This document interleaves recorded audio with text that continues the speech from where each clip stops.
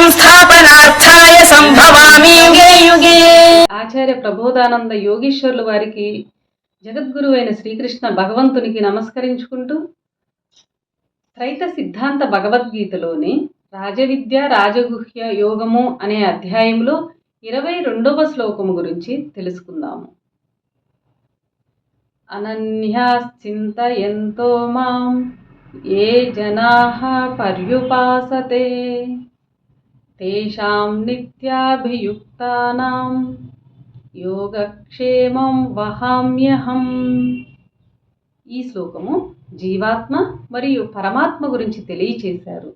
భావము: ఎవడైతే అన్య చింతన లేకుండా నన్ను ఎల్లప్పుడూ ఉపాసించుచున్నాడో వాడు నిత్యము నాతో కూడుకొని ఉన్నాడు. అట్టి వాని యోగము యొక్క క్షేమమును నేనే వహించుచున్నాను అని చెప్పారు. వివరము: మానవునికి భక్తి అంటూ ఉంటే, భూమి మీద మానవునికి భక్తి అంటూ ఉంటే అది ఎందరో దేవతలకు సంబంధించి ఉండటము సహజము. నేడు జరుగుతున్నది. భూమి మీద ఎందరో దేవుళ్ళు ఉండటము అందరికీ తెలిసిన విషయమే. సంపూర్ణ జ్ఞానము తెలియనంత వరకు మానవుడు దేవుళ్లను ఆరాధించటము పరిపాటైపోయినది. దేవుళ్ళందరికీ దేవుడైన పరమాత్మ ఒకడున్నాడని తెలియకపోవటమే ముఖ్య కారణము.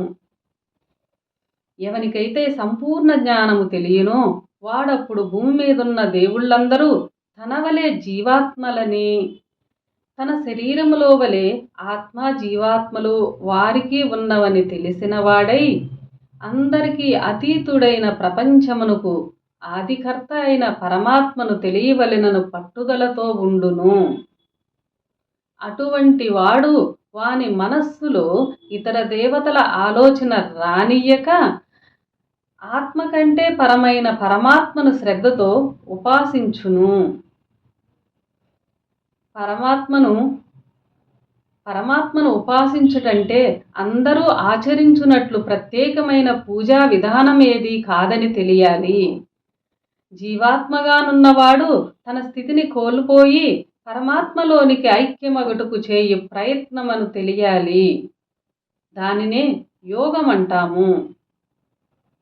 పరమాత్మలోనికి ఐక్యమగుటకు మార్గము యోగము. యోగం అవలంబించి దైవమును చేరవలెనని ప్రయత్నించు వానికి ఆరోగ్యము సరిగా లేకుండా పోవచ్చును, ఆర్థిక ఇబ్బందులు రావచ్చును, శత్రువుల బాధలు కలగవచ్చును, ఇంటిలో భార్యాపిల్లల యొక్క వ్యతిరేకత కలగవచ్చును. ఇట్లు ప్రపంచంలో అనేకమైన బాధలు కలిగినప్పటికీ వాటి నుంచి ఎటువంటి రక్షణ గాని, బాధ నివారణ గాని, ఆర్థిక సహాయము గాని పరమాత్మ చేయడు.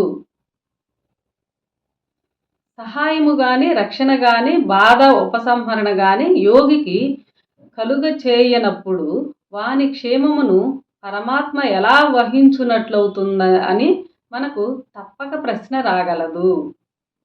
ఆ ప్రశ్నకు జవాబును వెతికి చూచినట్లయితే పరమాత్మను ఆరాధించు యోగి క్షేమమును పరమాత్మ చూడటము లేదు.